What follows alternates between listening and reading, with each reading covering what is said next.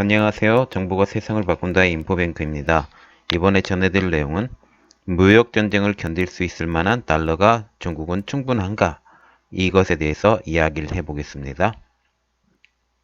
여러분의 구독과 좋아요는 저에게 많은 힘이 되오니 구독과 좋아요 많이 눌러주시기 바랍니다.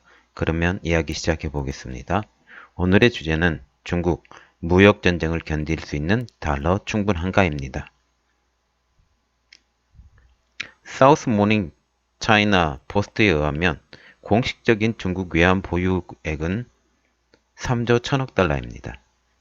그런데 애널리스트들은 이것에 대해서 의심을 하고 있는데요. 왜냐하면 3조 1000억 달러로는 경제 위기를 지원하기에 턱없이 부족하다는 지적이 있습니다. 그런데 위안화 방어를 위한 중국의 노력은 오랫동안 지속되어 왔는데요.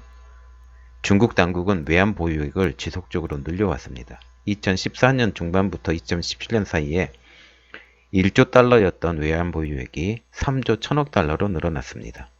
현재 중국의 외환 상황은 중국은 공식적으로 최대 외환 보유액입니다.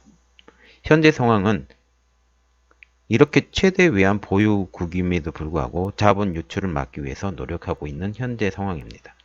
그 이유는 현재 미국과의 무역전쟁이 점점 고조되므로 그것 때문에 외화의 유출이 심해졌기 때문입니다. 그러면 현재 위험 징후는 있나요? 잠재적인 징후는 아주 많이 있어도 지금 당장 보이는 징후는 없습니다. 그러면 보이는 징후가 없다는데 무엇이 문제일까요?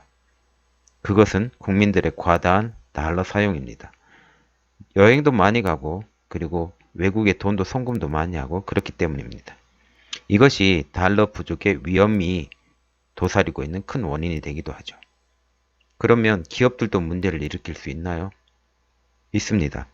그것은 수입에 의한 수입 대금과 기업의 부채 상환입니다. 이러한 일들이 지금 외환 보유액이 충분하다 할지라도 점점 외환 보유액이 줄어 완충장치가 부족해져 갑니다. 그러면 왜 수입 대금과 기업 부채 상황이 문제가 될까요? 그것은 만약 위안화의 가치가 하락이 되거나 그 상황이 겹치게 될 경우 문제가 됩니다. 즉, 위안화의 가치 하락은 달러의 가치의 상승을 의미하는데 이는 송금이나 갚아야 될 돈이 늘어나게 되는 것이죠. 이것을 통해서 아르헨티나와 같은 비슷한 위기가 중국에도 올 수 있음을 우리가 명심해야 됩니다. 그러면 몇 년 전에 아르헨티나, 라틴 아메리카의 문제점은 무엇이었을까요? 그것은 자국 통화의 가치 하락으로 오는 실제 수요의 제한, 즉 자국의 가치가 하락이 됐기 때문에 실물 경제의 가격이 상대적으로 오르게 된 것입니다. 두 번째로는 경제의 지속적인 성장을 저해하는 구조적 결함이 있었는데요. 그것은 정치적 결함이었습니다. 정치가 불안하다 보니까 외국에서 투자하는 투자금도 없고 그래서 경제적인 모멘텀이 부족하기 때문에 계속 경제가 수직으로 하강하게 된 그런 영향이 있었습니다. 그 결과 외환위기가 왔고 IMF의 구제금융도 받고 또한 스태그플레이션도 발생을 했습니다. 특히 베네수엘라 같은 경우는 어마어마한 스태그플레이션 발생을 해서 지금 우리가 뉴스에도 접하고 있지만 어마어마한 영향이 있습니다. 케빈 라이라는 다이와 캐피탈 마켓 아시아 수석 이코노미스트는 이렇게 말을 했는데요. 중국에 갑작스러운 충격이 가해지면 중국은 자국 통화를 지원할 만큼 달러를 갖지 못할 것이라고 이렇게 경고의 말을 했고요.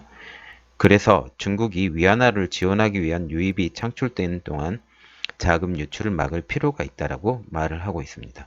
즉, 위안화를 지원할 만한 자금이 유입이 돼야 되는 시간이 벌어져야 된다라는 거죠. 그동안 외환은 빠져나가지 말아야 된다라는 그런 의미입니다. 위안화는 다른 나라처럼 외환 보유고에 의해서 뒷받침되는데요.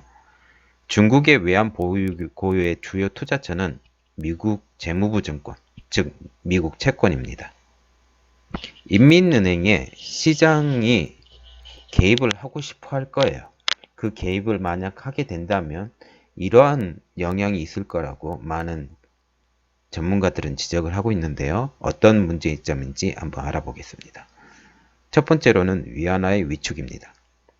그리고 두 번째로는 중국 국내 시스템을 구하기 위한 자산도 필요가 한 거죠. 이를 통해서 자금이 이탈이 될 거고 그걸 통해서 통화 안정성 유지 자금이 점점 부족해질 겁니다. 그 대표적인 예가 우리나라 외환위기를 보면 되는데요. 갑작스럽게 우리나라 외환위기 때 달러를 막는다고 자금을 투입했다가 그 한계점 리미트를 넘었다 보니까 갑자기 외환위기가 와버렸습니다. 우리나라 외환위기 IMF 구시금융 받을 그 시기를 정확하면 아주 정확합니다. 그러면 중국 경제의 어려움의 시작은 어느 때부터였을까요? 그것은 도널드 트럼프가 2018년 7월 중국산 수입품에 관세를 부과한 다음 그전에는 관세가 없었는데요. 10%를 부과하기 시작하면서 갑자기 물건값이 오르기 시작하면서 수입이 줄기 시작한 거죠. 수출이 점점 줄었기 때문에 그렇게 되는 겁니다.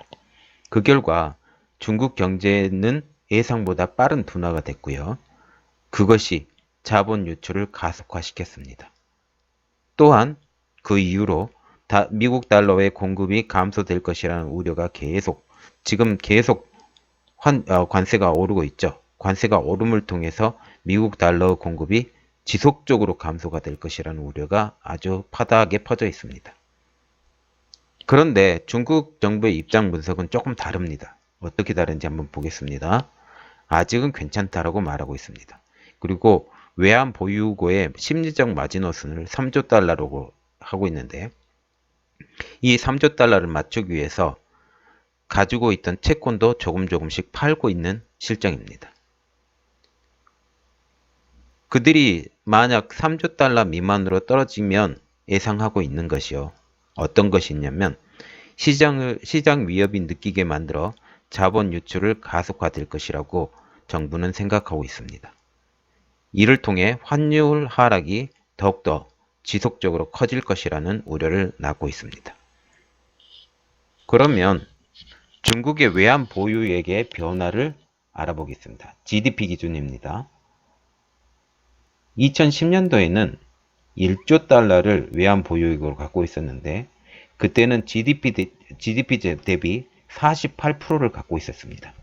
그런데 2019년 현재 3조 1000억 달러를 갖고 있다 할지라도 GDP가 더 늘어났기 때문에 GDP 대비 30% 미만으로 갖고 있다는 것이 분석가들의 이야기입니다. 현재 외채는 1조 9,700억 달러, 2018년 기준입니다. 사상 최고치고요. 외환 보유액은 여전히 3조 1000억 달러입니다. 그래서 외환 보유액 나누기 외채를 해보면 한 1.6이 나옵니다. 외형상 보기에는 12개월간 재화, 용역 수입이 충분하다는 결론이 나오는데 왜 그러냐면 1이 넘어가기 때문에 충분합니다. 그런데 큰 문제가 하나가 있어요. 그 큰 문제는 뭐냐면 외채 궁극적인 소유자가 중국 중앙정부이기 때문입니다. 그래서 왜 그들이 문제가 점이 되냐면 취약성을 갖고 있는데 그것이 불투명하기 때문입니다. 재정이 불투명 때문에 얼마나 많이 부채를 갖고 있는지 그 부채가 얼마나 중국 정부를 누르고 있는지 그것이 제대로 공개된 적이 없습니다. 그래서 국영기업 및 공공기관은 정부와 다른 형태의 특혜를 통해서 암묵적인 보장을 계속 누리고 있는데요. 작년 회사채 채무 불이행이 최고치가 달했는데 미결제 채권의 비율은 약 1%가 밖에 안 됐습니다. 아주 매우 낮아요. 이 매우 낮다라는 것은 이 돈이 어디서 메꿔지고 있다라는 건데 어떻게 메꿔졌냐면 안 보이게 메꿔지고 이 안 보이게 메꿔졌다라는 것은 뭘로 덮었다라는 거죠. 디얼로직의 분석에 따르면 2018년 총 중국 채권 발행 규모는 1조 달러라고 말을 하고 있는데요. 2015년에는 7억 7,400만 달러, 2017년에는 9억 2,700만 달러. 이렇게 보듯이 매년 큰 폭으로 늘어나고 있습니다. 그러니까 2017년에서 2018년 넘어가는 그 사이에도 계속 늘어나고 있다는 그 말입니다. 중국의 기업 부채는 2018년 2분기에 GDP의 155%. 그러니까 GDP를 훨씬 넘는 거죠. 1.5배 넘는 것입니다. 그리고 일본의 기업 부채는 GDP 대비 한 100% 정도밖에 안 되고 미국의 기업 부채는 GDP 대비 74%밖에 안 되는 거죠. 그러면 얼마나 중국의 기업 부채가 많은 건지 미국의 2배 정도 되는 겁니다. 다른 OECD보다도 훨씬 높은 거죠. 우리나라보다도 높죠. 그리고 이게 지금 단기간에 되는 게 아니라 지속될 것 같습니다. 이것이 경제의 시한폭탄이 될 것 같고요. 또 다른 뇌관은 민간 송금입니다. 아까 제일 처음에도 말했다시피 개인이 너무 돈을 많이 써요. 그래서 외국에 송금도 많이 하기 때문에 민간 부분이 뇌관이 될 것인데 중국 법으로는 민간 송금 한도가 연간 5만 달러. 한 분을 예를 들겠는데요. 전직 은행 고문이셨던 류용딩이라신 분이 2만 달러를 해외를 이체를 시키려다가 거부를 당한 사건이 있습니다. 이유는 65세 이상이어서 그러는데 현재 민간 1회 송금 한도는 5천 달러입니다. 그런데 요즘은 타이트하게 강하게 해서 그보다 낮은 3천 달러 이상을 송금하려 해도 외환 출금을 면밀히 조사하고 있다고 합니다. 송금을 되도록 못하게 하려고 지속적인 노력을 하고 있는 거죠. 톰슨 로이터는 이렇게 말했는데요. 중국 1년 예금 미 달러 금리는 작년에 8월 기준으로 보면 2.4%에서 3.4%, 1% 증가를 했고요. 미국 달러 금리가 계속적으로 높아져 가고 있다. 이 말은 중국에 상대적으로 낮아져 가고 있다는 거죠. 상황이 힘들어져 가고 있음을 알고 있습니다. 안전자산으로 미국 금리가 계속 오르고 있습니다. 여기까지가 저희 내용이었고요.